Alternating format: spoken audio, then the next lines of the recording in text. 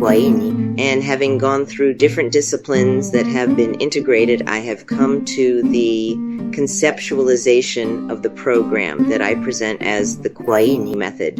It is a method of correct and corrective movements, biomechanics, concepts about reality, physics, and of our perception of it, neuroscience. Concepts for the public concerning happiness and overall well-being. The brain and the ego, knowing and handling it for a better life. Basic premises. The ego promotes suffering. We cannot dissolve it permanently. We can only make it healthier. Clinical approaches have been developed to avoid suffering, but they do not solve the problem but mask it. It is necessary to know the mechanisms in the brain and learn how to manage them. Other tools help us cope with the unhappiness, depression, and down states that we can learn and implement. Introduction. The human brain is a marvel of evolution, a complex network of systems that govern not only how we think and feel, but also how we perceive ourselves and the world around us. Central to this experience is the concept of the ego, a construct of identity that, much like clothing, serves both practical and social purposes. Just as we wear clothes to protect ourselves from the elements or to fit into societal norms, we adopt an ego to navigate the demands of life. It helps us fulfill roles, whether as parents, professionals, or partners, while also shaping our beliefs, preferences, and reactions to the world. Yet, like clothing, the ego is not who we truly are. It is a tool we use, often unconsciously, to interact with our environment. However, the ego is not a monolithic entity. It is deeply intertwined with specific brain networks, such as the default mode network, DMN, which governs self-referential thinking, memory, and social cognition, and the left brain interpreter, which crafts narratives to make sense of our actions and experiences. While these systems are essential for maintaining a sense of self and coherence, they can also lead to rumination, self-doubt, and unhappiness when left unchecked. Understanding how these mechanisms work and how they can be balanced is key to achieving lasting well-being. In today's world, where mental health challenges are often met with quick-fix solutions like medication, it is crucial to explore the deeper roots of unhappiness. Factors such as unresolved trauma, poor diet, lack of exercise, and societal pressures can significantly impact our mental state. Yet these are frequently overlooked in favor of pharmaceutical interventions, which may mask symptoms without addressing underlying causes. This paper seeks to bridge the gap between scientific understanding and practical application, offering insights into how we can better understand and manage our brain's systems to cultivate happiness and well-being. By examining the interplay between the brain, the ego, and external influences, we can develop strategies to observe and regulate these systems effectively. Through awareness, discipline, and balance, we can move beyond the limitations of our ego and create a life that is not only functional, but also fulfilling. This paper will explore these concepts in depth, providing both knowledge and actionable solutions for anyone seeking to enhance their mental and emotional well-being. Through awareness, discipline, and balance, individuals can learn to observe and regulate their brain systems, moving beyond the limitations of the ego to create a more fulfilling life. This paper bridges the gap between scientific knowledge and actionable solutions, providing readers with the tools to enhance their mental and emotional health. By integrating insights from neuroscience, psychology, and practical philosophy, it offers a holistic approach to achieving lasting well-being. The knowledge, the problems, and the solutions. The ego exists for a reason. It is like using clothes to cover us. It is a mix of social pressure, not being killed by the cold, or defending ourselves from sun or rain. We also wear shoes. We don't need to, but we do. Similarly, we use an ego, a kind of identity that allows us to operate. I have to take care of the security of a discotheque. I will have to dress in a particular way and have an attitude for which I am respected and in control. but that is not my ego, or should not be. We use that aspect of ego to perform our duties. We're also mothers, lovers, business people, MDs, and chauffeurs. If we inspect each of these roles in our lives and we can observe them closely, we will see how we act according to the role at hand. A little bit deeper than that are our beliefs, likes, dislikes, and ways of spending the time that we choose. We also have moments of being mad at somebody or something, blaming others, thinking that we deserve better than that, and trying to find a solution. This level is divided into two main components with an addition. The two main components are the DMN and the rumination, and the additional element is the left brain interpreter. Each part, so to speak, has its purpose and modus operandis. The DMN's purpose is to have the ego and work on the affirmation of our individuality, helping us not to forget who we are.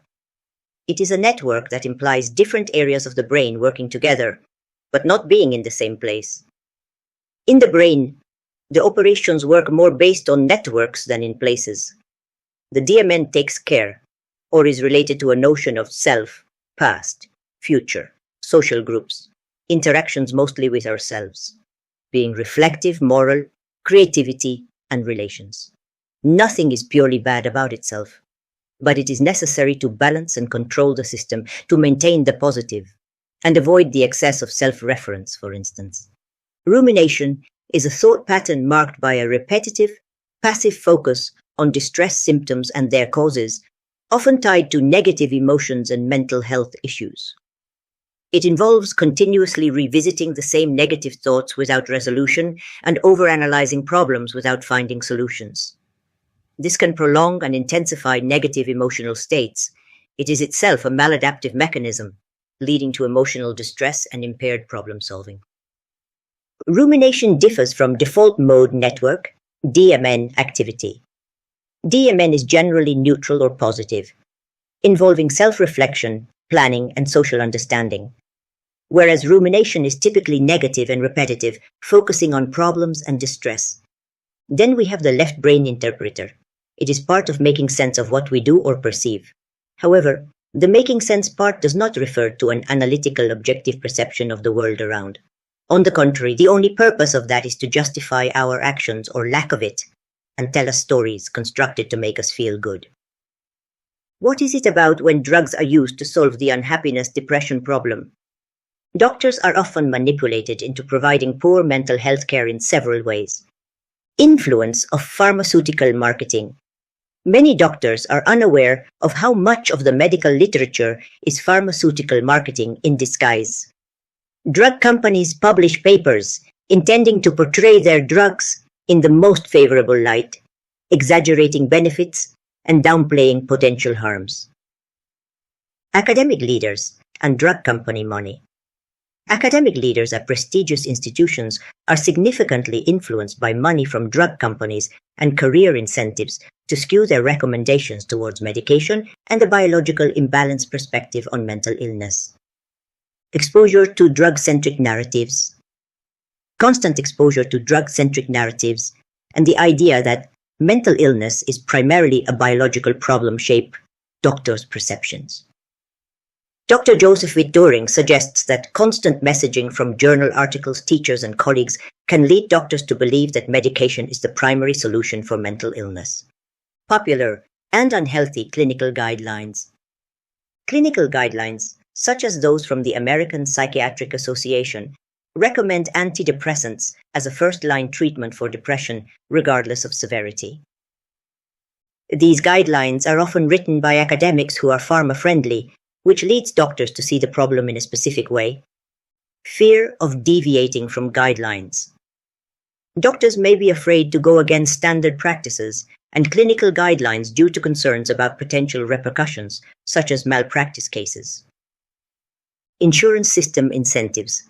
The insurance system incentivizes quick 15-minute visits, which discourages doctors from spending more time with patients to explore non-drug treatments and address the root causes of their mental health issues.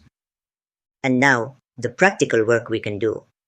We need to put into practice a series of concepts, observing and distinguishing when and how each of the structures is working as per the different brain's networks. It is more of an intellectual work that can be guided and discussed in the weekly encounters to create awareness. That awareness itself means progress. But there are other considerations, big reasons for you to be unhappy. This is first a medical point of view and has to be considered carefully before trying to follow any other philosophy or training. Doctors often overlook these underlying reasons and instead prescribe medication to mask the symptoms. Factors that may contribute to lack of happiness and depression. Work-related issues. Problems at work or a lack of direction or enjoyment in one's career can lead to anxiety and depression. Relationship problems, difficulties with friends or romantic partners can significantly impact mental health. Prior trauma, traumatic experiences can alter one's perception of the world and affect relationships, potentially leading to anxiety and depression. Poor diet. A diet high in processed foods, refined carbohydrates, and seed oils can negatively impact energy levels and overall health, contributing to depression. Food sensitivities or malnourishment can also play a role. Exercise, breathing, and posture. Lack of adequate exercise, poor posture, and non-optimal breathing. Medication side effects. Certain medications, such as statins, can cause side effects like lethargy, brain fog, and anxiety, which can be mistaken for mental health conditions. Socially accepted substance use. Excessive consumption of stimulants like caffeine and nicotine can lead to anxiety and fatigue. Underlying medical conditions. Anemia, sleep apnea, autoimmune conditions, gut health issues, hormonal imbalances, and even toxins like mold can contribute to depression. You should work on detecting and fixing these aspects, and then you can train yourself with a good health and life coach.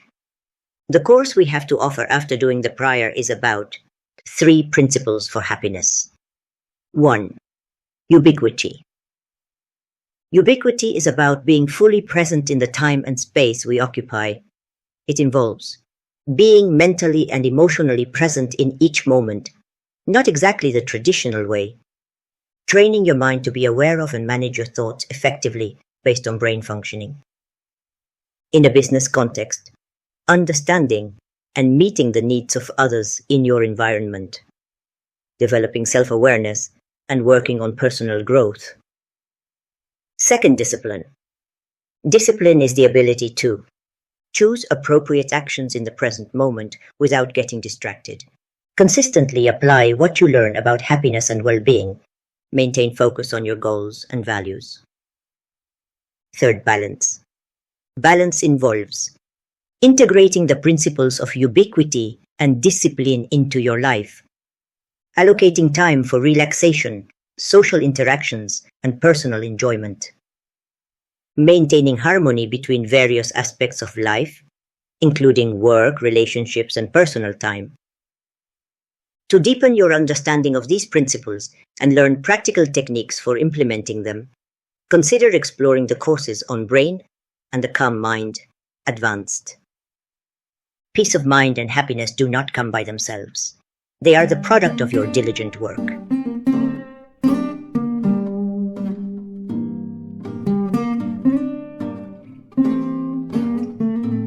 Join us on this exciting journey. Contact us for more details. Plus 34 644 66 66 25. Visit the webpage www.quaynimethod.com. Get ready to immerse yourself in the fascinating world of neuroscience, physics, and biomechanics.